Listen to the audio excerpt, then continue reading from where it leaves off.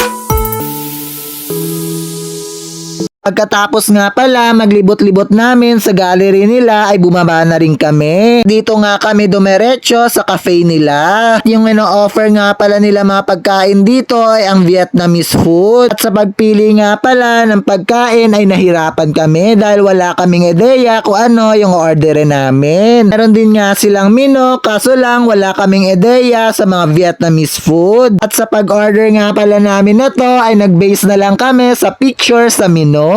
At ito nga pala lahat ng mga in-order namin. At sa mga in-order nga pala namin na yan ay wala talaga akong natandaan kung ano yung mga name ng mga food na yan. Dahil sobrang hirap din naman kasi bigkasin. At habang kumakain nga pala kami rito ay nagkukwentuhan na rin kami kung ano yung panlasa namin sa mga pagkain. Kaya sa mga hindi pa nga pala dyan nakapunta rito ay pumunta na kayo para makita nyo rin yung pinagmamalaking cafe dito sa Habugan. Kaya dito na lang muna ang ating mini vlog. Paalam!